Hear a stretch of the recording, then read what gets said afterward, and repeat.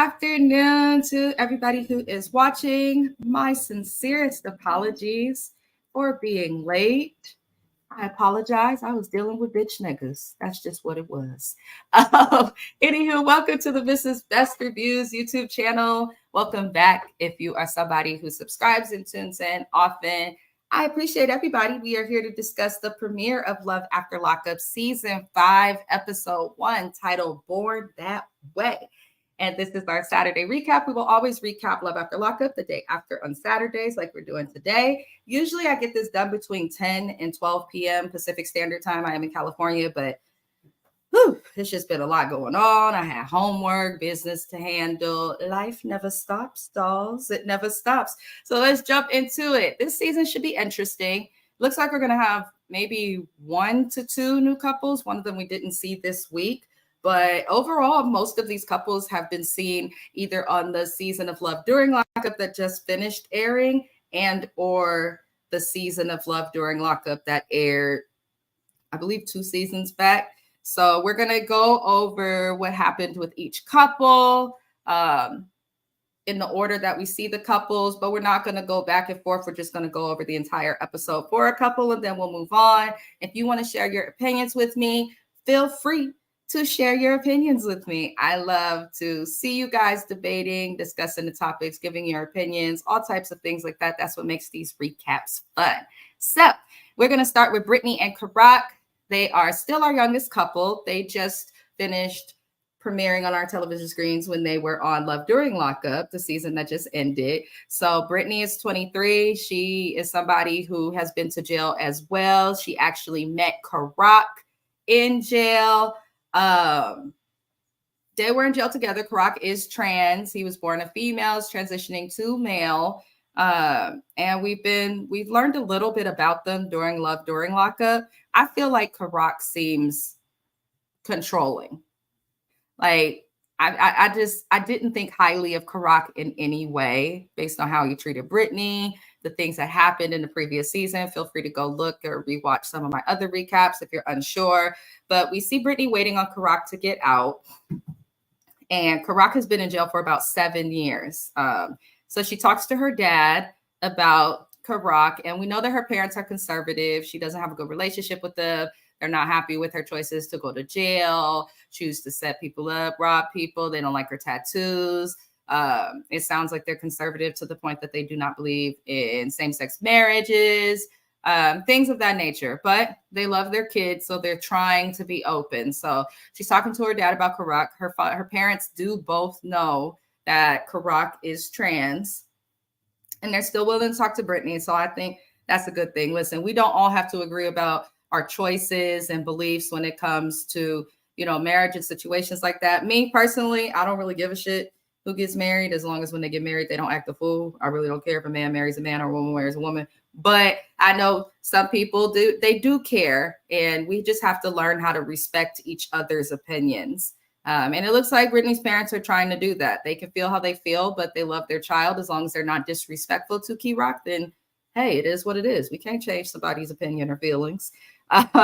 So basically, we see Brittany go to a hotel and she's prepping to pick up Karak because he wants to have a hotel together for them for the night when he gets out. And on the way to see Karak, Tammy calls, who is Karak's mother.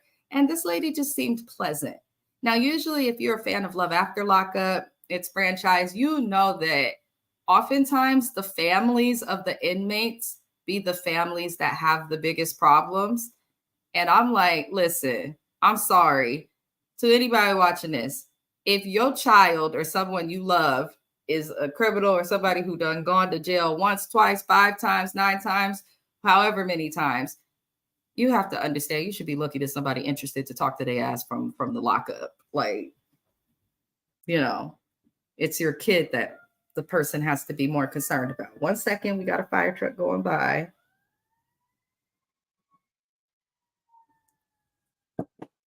Anywho, apologies. I have a tea obsession. I stopped drinking coffee, y'all, years ago, but I think I supplemented it with tea because now that seems to be all I drink. Anywho, so Karak's mom, Tammy, unlike other inmates' families, actually seems to like Brittany. which to me, it's refreshing. I get tired sometimes when watching this show of seeing the same family drama. With me, when it comes to family and relationships, whether you have someone who was in jail, wasn't, or whatever the fuck, or you just have a normal relationship, families are families. They're always going to be there for us, but sometimes they overstep when it comes to relationships. So it's nice to see Tammy, you know, open and warm up to Brittany. So Karak's mom just seemed really sweet as a whole. Brittany's talking to us in a confessional, and she speaks about her relationship with her own mother, because we do see she does eventually speak to her mother on the show, which was nice to see. And when she talks to her mom, it was interesting. She's trying to have a better relationship with both of her parents, which I respect. But I think part of the reason that her parents had this like huge reaction to her choices, she kind of made it seem like it was because Karak was trans. It doesn't seem like that at all. It seems like outside of that, there's a lot of things that Brittany did that they did not raise her to do, which would disappoint any parent. But separate from that, she tells us her mom came for an in-person visit to visit Brittany while she was in jail. And Brittany, obviously she's young. She did time and she's only 19, or she's only 23 now. So, you know, she's young, didn't think right, but she shows her mom this tattoo and tells her, oh yeah, that person Karak over there, they're trans and I'm dating them. That's a lot to put on a parent. And then she says her parent just starts crying.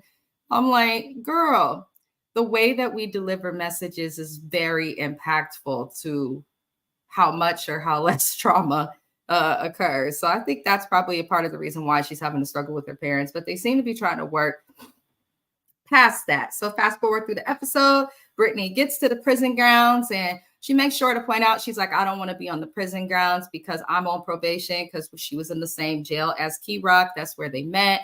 And for those who don't know, if you have a felony or have been to jail, you cannot go to that jail to visit your friends you made while you was in jail. You have to be off probation or off the grounds for a certain amount of time. It's different in every state, city, and local government. So it was actually smart of her not to do that, because on a felony probation, as Brittany explained, if I violate and I step on prison grounds, I go back for 20 years. I say, yeah, girl, I would have told his ass to run to me too. I'm not stepping foot on shit. I wouldn't have even got near the jail. I would have been like, I'm going to call you an Uber, babe. Meet me at the hotel. But this is why I'm not a criminal, y'all. I'm too scary. Anywho, so they meet up. She seems real happy. Their embrace was nice. Karak seems calmer in person than the Karak that the editors gave us in Love During Lockup. So I will give him that. He gives us a little rap. He also gives us some commentary. And based on what he said, as well as the situation we're going to discuss in a little bit with his mother, it seems like he really does want to change. And those be the people that I personally root for. I don't have to know you, but like, if you've done wrong in your life, in my opinion, as long as you ain't been touching on kids or like fucking with the elderly, like vulnerable people in the population, like, I think we should give people the opportunity to change. I absolutely do. And I think the people who say and, you know, vocalize the fact that they are yearning for change for themselves that's positive, those are the ones I root for the most. I really do. If you want to change, I hope that you are able to change. I really do. So we get this rap from Karak, and I saw some people on Facebook in the Love After Lockup group kind of roasting Karak for his rap. They was like, please don't rap again. Listen, music is subjective. It's a fact. The rap wasn't bad. The problem is, I think it gave more poetry, spoken word vibes. But if you listen to what he said, he is good with his words. So as long as he doesn't think that he's going to blow up as a rapper on Love After Lockup, I say let him express his creativity and have his creative space. Shit, because we got Montana Mills. That was Juju, Justine's baby daddy, the one who just had a baby on the last season. His rap career ain't going no fucking where. And he's got a manager in A&R who was on the show who's like, was in the industry, but then that guy got caught up in something shady, I believe, y'all. I believe it was something real shady. Anywho, Cam, OG Cam, shout out to Cam and Eris. I enjoyed them both. Cam raps. He's talented. We've actually reviewed his music, and he participated on the Mrs. Best Reviews song review. You could go back and watch that one if you are interested. But he's talented and his rap hasn't blown up. It takes a lot for people to blow up unless you get popular like S.5 or Sexy Red, who both have no talent. But, they blew up. It takes a lot to blow up in music. So I hope she wasn't thinking that him performing that rap gonna do something. But it wasn't bad. It just gave more, it definitely gave more poetry. Oh, something is in my eyelash. Oh, it was an eyelash. I should make a wish. Anywho, so after he raps, they get in the car, they get to going where they're going. And basically, Key Rock was nervous to see his mom. And then he was looking at the car and the equipment that the film crew had. And you could tell he's been gone 7 years. Technology advances constantly, constantly. So I can imagine how behind he feels. But it was just one of those things. I'm like, I wonder if the cameras overwhelms these people who are genuinely being released from jail. Like some of it obviously be scripted, like Brittany and Marcelino. I think all their shit was fake. Who else? Lindsay and Blaine or whatever. Like, but they came really fake getting released. Anyhow, so we find out Karak is nervous to see his mom for the first time because he started his transition while in prison. So his family, the last time they saw him, he was a woman. So they have not experienced Key Rock as a male yet. So he's nervous about that. And that's understandable. I never think of that. There's many trans people who communicate and express that they didn't have supportive family through the process. And I just never thought about that. So he was nervous, but he sees his family and it was really, really sweet. You can feel the love from those people, like through the TV. You don't have to know them to feel it. His mama said, and she's so sweet, she said, my child is free, but not just physically, mentally too. And I'm so happy for him. This is who he was meant to be. I said, that's beautiful. That's what people need and want when they're coming out to their loved ones. To have total support is something that I think a lot of people in that community would love to have, or if they have it, they wish for that for other people. So I think that's a wonderful thing. It just psychologically makes it something that's easier for him to go through. So I thought his mother was a fucking gem. Key Rock's mom, Miss Tammy, she's so sweet. She tried to hide the scarf over her face on the camera. And Key Rock said, Mom, you're beautiful. It's your cancer. That lady's heart. Listen, beauty isn't always physical. It's your heart, how you treat people, all of that. That's what matters. And you could tell Karak's mom is a really, really good lady. So she loves the shit out of her child. We'll see more that happens with Karak. Looks like he, we're going to see more of his little controlling ways. But based on the support he has from his lady, his mom supporting his relationship, supporting his transition and his goals, I'm hoping and that he goes far. So that was all we got for this first episode of Brittany and Karak. We're going to move on to our episode ratchets, Renika and Asante. Listen.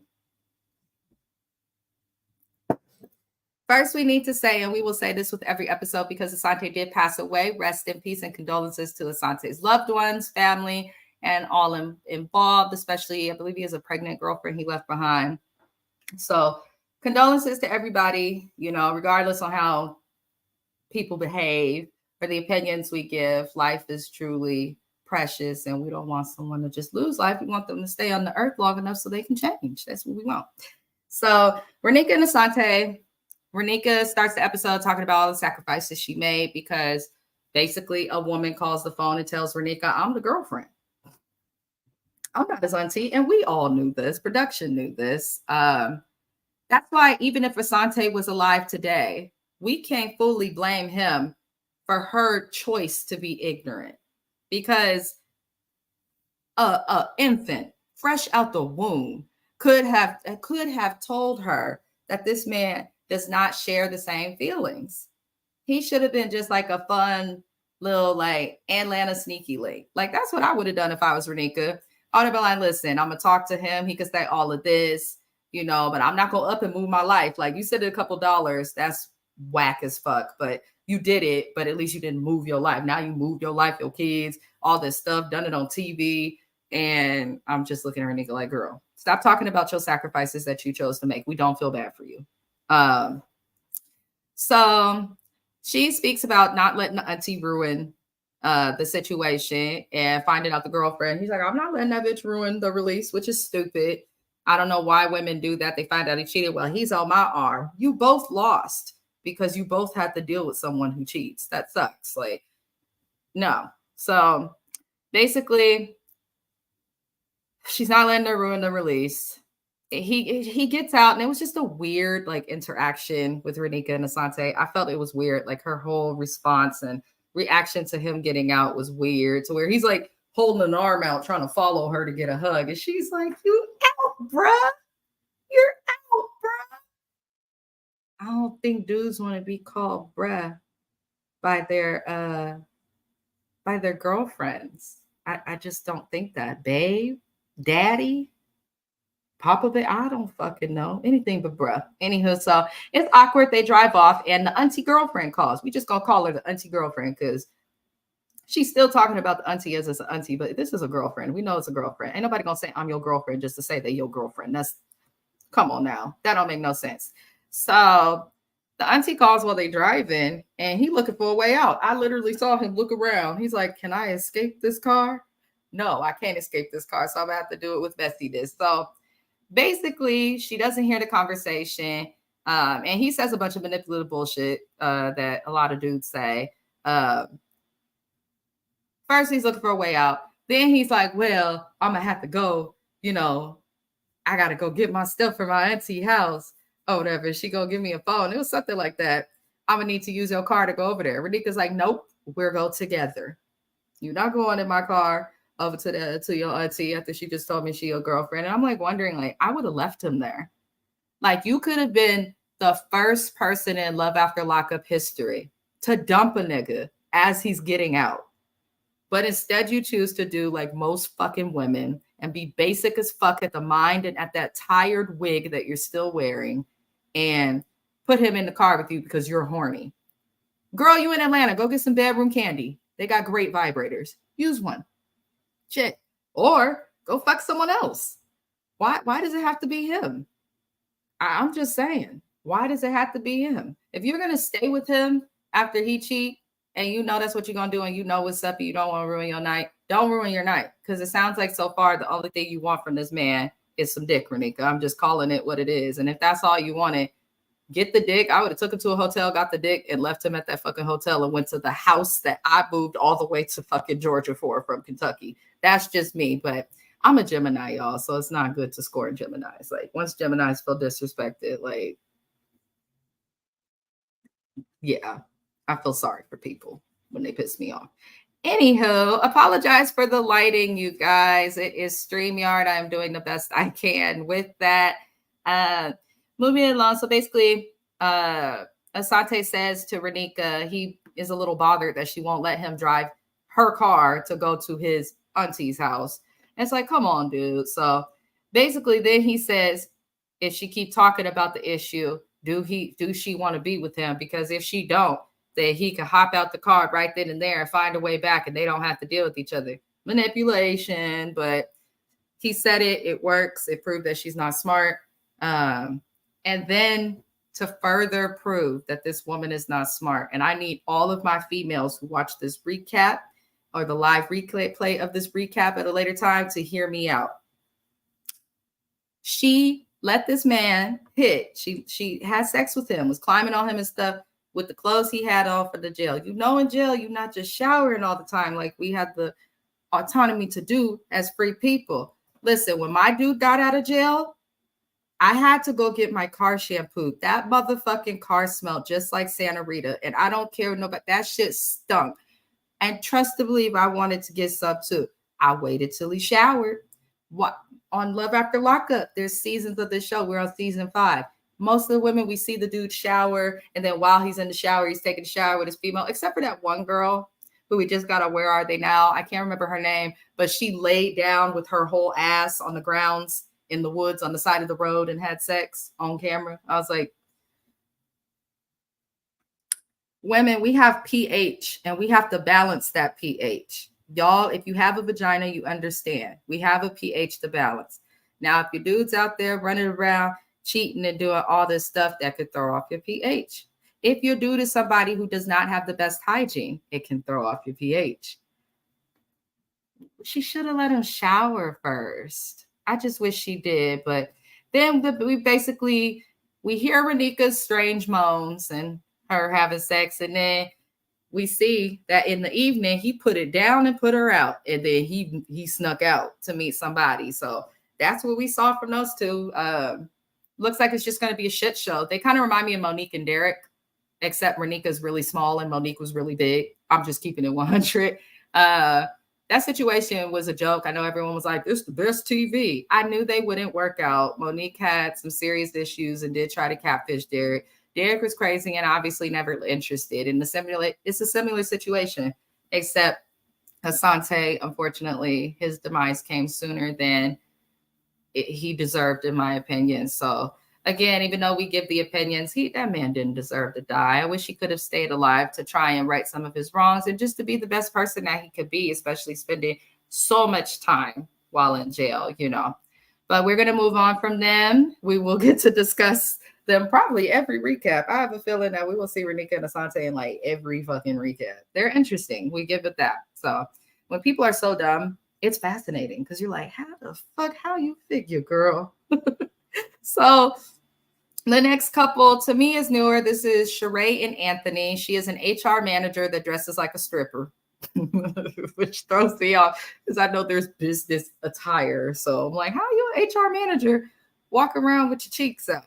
So she met Anthony at 14 years old, which was interesting. They dated, what's 14? That's like 8th or 9th grade for, I guess it depends on when your parents started you in school. So they had a little fling, a little teenage love affair. He cheated on her and they broke up. So years later, I guess they were able to get back together. So we meet Charisse immediately, who's Anthony's mom, who has a key to Sheree's house. I don't get that. If I met your son because he's in jail, you don't need a key to my motherfucking nothing. Not my car, not my house, not my mailbox. You don't need a key to shit. But, I don't know. I'm big on boundaries. Like, I'm very big on boundaries. I'm really big on boundaries. So, yeah. So we find out that Anthony's a mama's boy. His mom has a key to the house. I'm really hoping Sheree did not wear that outfit with the cheeks out to her job. If she did, she should thank her job. But basically, they've been together for 3 years as adults. And she says that he is her soulmate and that they have a secret. So we see her later through the episode prepping for him to be released. And she wants to throw him a welcome home party, which at first I was like, a welcome home party is hella friendly. A welcome home. Thank you, oh so best. He says, talk that ish from Twitch with some strange emojis. Interrupted me mid-sentence. Anywho, so she's prepping for the release. She's throwing the fucking welcome home party. I'm thinking she's doing this as a nice gesture because she's happy that her dude is coming. No, she has a secret, and we find out that she kept talking about a man with a different name. I didn't catch the name, y'all, because I just watched the episode. Apologies. And she invites her son's father to the welcome home party for her dude. I'm like, maybe the epidural's still affecting her train of thought from having the baby. I don't know what the fuck's wrong with her. So that's what she says that she wants to do. In my opinion, that's petty and childish. And that's why a lot of people do not be on the side of baby mamas. That's why people are starting to feel less empathy for women because of dumb shit like this. So because her son's father was like, he's in jail, don't you want to have somebody who's really around or have someone free who could do that? So because he came at her with logic and reason, she decides to be petty and taint her spouse who she's supposed to care about and loves welcome home party. Like, I don't get that. Just because you hear something that you don't like doesn't mean you need to be like petty and illogical. I don't get that. That's childish, especially with people with kids. Like, stop, do better. Like, if you have peace between your kids, parents, and you, and however the fuck your situation is, that benefits your child. So all the parents who be like, I care about my child, can't nobody care about your kid, make peace if possible, or go to court and avoid the person. Shit, that's how I feel. Anyhow, so we find out through the situation. I'm like, why is she trying to invite this man to her man's thing. And then she exposes the secrets she tells us that they have. So in 2021, in April, to be specific, Sheree and Anthony were supposed to be wed. He was in jail. He's been in jail this whole time. They were unable to get married, and she found this out literally a day or two before they were supposed to get married because he was still legally married to his ex-wife. He claims he tried to divorce her from jail and that it didn't go through. I think that's bullshit, but needless to say, he is divorced now. Again, y'all, apologize for this lighting. This is ridiculous. They are divorced now, and Sheree says that she has the divorce decree, which I think is wonderful. But she made a fake marriage certificate. I'm like, why are you admitting to fraud on TV? Like, I'm sure the government's not going to come after her for that because it's like there's murderers and drug dealers running rampant and child molesters getting less time than drug dealers. Why are you going to focus on the fraudulent marriage certificate? But it's very strange to admit something like that on TV. That's just crazy. I'm like, girl, are you doing this for the TV to make yourself? Is that how you got on the show? Because that's stupid as hell, Sheree. It's just stupid as hell. So the secret's they're not legally married. And she's like, she tries to make it, our family probably just would have accepted it and been like, well, why did you lie? You're with that man for the wrong reason, Sheree. I don't care what nobody says. I don't care what I see on this show. I don't care if y'all think I'm going to have a change of heart. I guarantee you're not. If you care about marriage because you want to be with your person forever, you want their last name, you want to be in unity, fine. But if you get married and then feel like you have to get a fake marriage certificate because you couldn't actually get married, you're not marrying the right person. You listen, especially for us girls, how many of us call our friends? I know I call my friends if my dude has done something or will do something in the past, present, future, whatever the hell. And I talk to them about the shit, and I don't care what my friends tell me about their spouses, like when they're mad, because that's what you're supposed to do. You're not supposed to worry about being embarrassed. You should just be worried about being with your spouse. So it sounds like you just want to be married to say that you're married. She reminds me of Letitia from the Love During Lockup that just went off. My husband this, my husband that. And I'm just like, so that's the secret. That's basically all we get from them in this episode. What I will comment on with that is if he's divorced now, Sheree, if Anthony is divorced and you have the divorce decree and you were trying to get married while he was in prison, why the fuck don't you just get married now? What's stopping y'all? So I'm curious to find out what's stopping, but she seems nuts. In my opinion, she seems nuts. So Andy and Brittany is the next couple we're going to go over. They were also on the season that just wrapped of Love During Lockup. He is setting up a hotel, and he has a pretty little bear. He wanted to get $1,200 cash for her to be out, and they've been together for only 9 months. I must have missed that on Love During Lockup because I was like, that's nothing. 9 months ain't shit. So Andy and Brittany's daughter, Gracie, as well as his son, Barry, they all go to wait for her to be picked up. And one thing I appreciate about Andy, he seems really empathetic and respectful to Brittany's children, especially Gracie. He said she's the oldest. She's probably seen the most, dealt with the most, and had to hurt the most, which is often true with the oldest child. The oldest and youngest often have to deal with the most. So it's nice that he's thoughtful of that, because some of these people be tripping on the kids and some more shit. So before she gets out, we see him in the confessional talk about he's concerned. People have concern that he's being scammed because he sent her about $8,000 to $10,000 over just 9 months. But he doesn't believe he's being scammed. Listen, the best way to know you're not being scammed in a relationship is go 50-50 on stuff. Don't listen.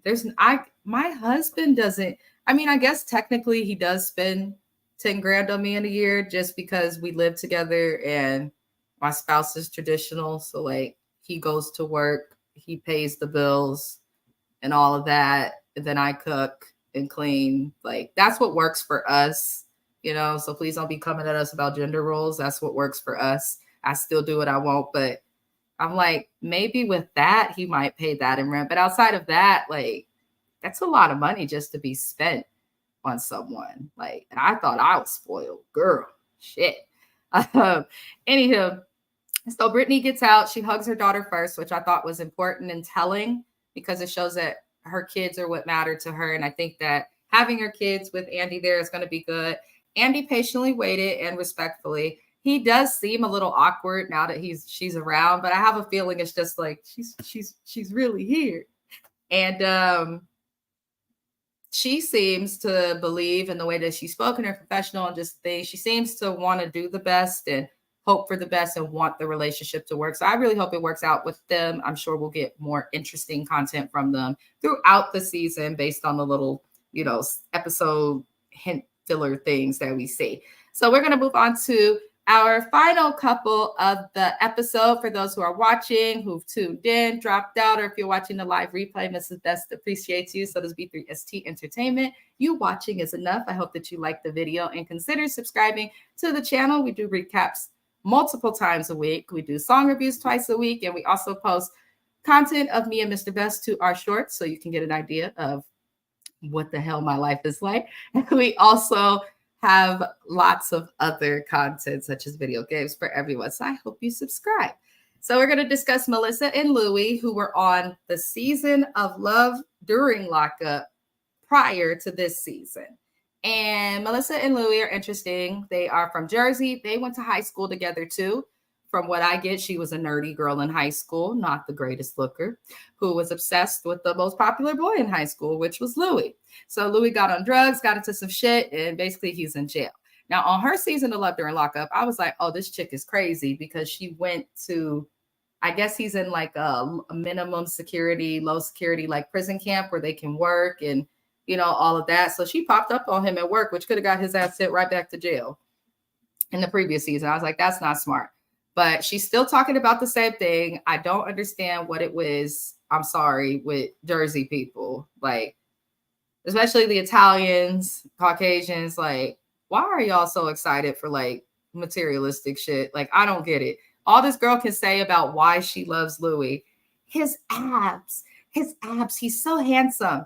And now in the episode, I'm starting to see why homegirl keep bringing up his body and other attributes and him being so handsome. I'm starting to fucking see it. So she says there's tension with her family and Louie as she goes to have food with her father and her two sisters who all look the same. My God, that family looks the same. That's all I'm gonna say. Basically, they have their food and we find out that her dad is not happy with the relationship. Her sisters aren't either. They think that Louie is using her and her dad's like, I don't like the drugs. She's like, but he's not in jail for drugs. Melissa, you said yourself on camera, and Louie said it, and we could look up the charges, that he got in trouble for possession, and he also was doing shit and robbing people as a result of the drugs. So yes, drugs are to blame, because if he was sober, he probably wouldn't have went to jail. But she's trying to convince her dad, which I can get to like the dude. I'm a daddy's girl too. And when I first got with my dude, like my dad actually gave like no opinion on him for like 3.5 years, y'all. My goodness, Mr. Charles. Shout out to my dad. Hello, father, if you're watching. So I know he's subscribed to my channel. So shout out to David Charles. Love you, Dad. Love you, love you, love you. But he didn't comment on my dude for 3.5 years. And we got married after 3 years. So then after we get married, he finally gives an opinion. And I'm just like, oh my God. But luckily, my dad likes my husband a lot. My cousins and shit, they were like weird about him at first. What's up with this nigga? What's up with this? But my dad likes my husband, and that's all I can count. The rest of you fucking people, mind your business. That's all I'm saying. Anywho, so she wants her dad to like him, which I can understand. Her sister thinks he's using him. And then they start talking about the fact that Louie is missing teeth. I guess he has no teeth. Her dad took out his dentures and said, this is going to be Louie. Do you want to look at that the rest of your life? I said, oh shit. I love people from the East Coast because they're so blunt. Some people think they're loud. Some people think they're rude. I love the East Coast. I don't think they're loud or rude. I think you know exactly what the fuck you're going to get with people out there. And they keep it real. I strongly value that. I miss the East Coast. I'm trying to get Mr. Best to the East Coast because I feel like if I could get my husband to travel anywhere on the East Coast or to the South, he won't want to come back to California. And I'm here for it. I'm so tired of California. Though I love California. Shout out Bay Area. Uh, Basically, missing teeth is common when it comes to people who use drugs, but I think it's interesting that that was brought up by the family. That's probably why she keeps telling everyone on the show that Louis is so attractive and showing us all these pictures with his mouth closed or from high school, because naturally none of us look like we do in high school anymore. And if you do, then shout out to you, because I know I done gained about 40 pounds since high school. Used to be like 110 pounds, y'all. Now I'm like 160. It's a hot mess. But it happened. So it seems like she's really concerned about how he looks because of the drugs. And I'm like, listen, if you love your dude and he's got a past or looks a certain way, who cares? My husband is shorter than me. I've had females, men, you fucking name it, question like, are you sure you're happy with someone because they're short? And I'm just like, well, he's still at eye level of me. I'm not the tallest either, but I can't change intense feelings of love just because of height. So, Melissa, if you love that man and he ain't got no teeth, oh well, love him and gum him down when you kiss. And then hire a dentist, but a different one. Because if y'all remember from Love During Lockup, the dentist, he said, gave him his phone number. He dated the dentist or something.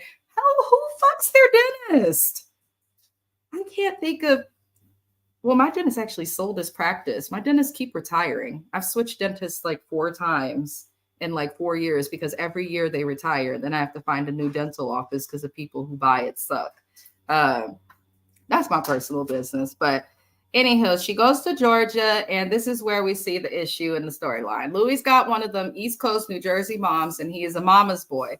But obviously, mama's not so great if son felt like he needed to be high all the time and break the law that landed him in jail. That shows trauma. That shows fucking trauma. Something happened in Louis' life or in his childhood that led him to drugs. People ain't just out here getting high because they, want to increase their happiness. Most people, when they're naturally happy, feel content and don't always want to get high. It's just a fact. And y'all know I don't judge. I smoke weed every day, every fucking day. I'll probably be that way till I'm 80. But when you start hitting that other shit, I'm like, wait a second, why wasn't that enough? So Louis' mama don't like Melissa. She says it. She says to the camera, she says, I'm not looking forward to seeing Melissa, but I'm happy Louis getting out. She's got her old little house set up. It says welcome home on the lawn. The mom is prepped for him to come. And we still don't know if he's going to come with Melissa to Jersey or if he's going to stay with his mama. It looks like she's in Georgia as well. And it's interesting just because they're from Jersey. It looked like his mama moved her ass to Georgia to be around him. Melissa said, I'm not leaving Jersey. And I'm glad that someone on this show who's stable. I'm not changing my life for you just because you're on parole. Like, if we're settled and I have money that I can make in whatever city I'm in, I'm not leaving for no fucking inmate. You're out of your mind. You want me, prove it. Come on. But the mom is she's too much. This is why, I understand men love their mamas, but he needs to check his mom. She starts crying on camera. And this is why I'm like, you realize this is your son and not your man, right? Because she says Louis told her not to make him choose between Melissa and his mama. And his mama starts crying. It says, he's right. He shouldn't choose because it should just be me, in tears. I'm like, what the fuck is wrong with this old lady? Like, what's wrong with you, sis or grandma? I don't know what the fuck to call her. Auntie, what's wrong with you? Why are you crying over your son being happy? Just because your son dates someone doesn't mean you're going to lose your son. And obviously him being close to you didn't work out because he's in prison. Let that man be. I wish the hell my mother-in-law would fix herself to say, I don't want him to choose you. Just me. Girl, bye.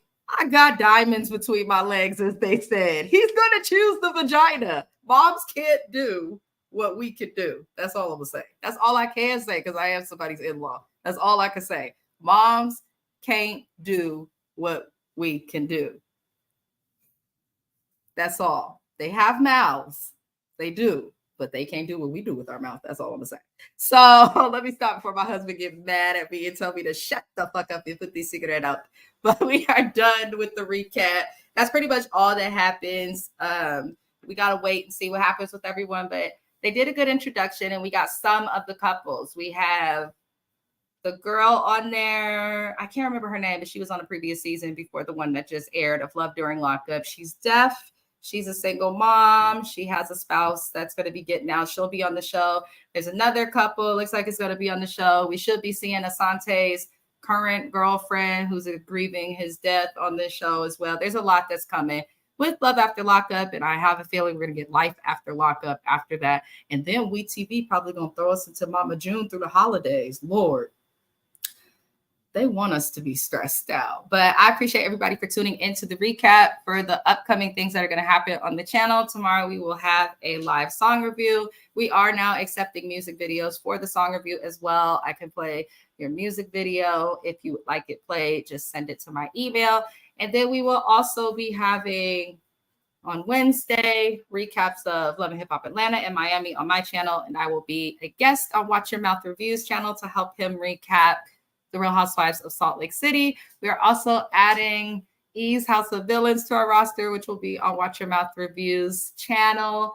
And I should be having another podcast where we discuss relationships, astrology, all types of shit like that. Would be Money Be Manifested. That's probably going to be coming toward the end of the month. So I apologize for my tardiness, y'all. I apologize. Y'all can write me up. I never cared about a write-up, y'all.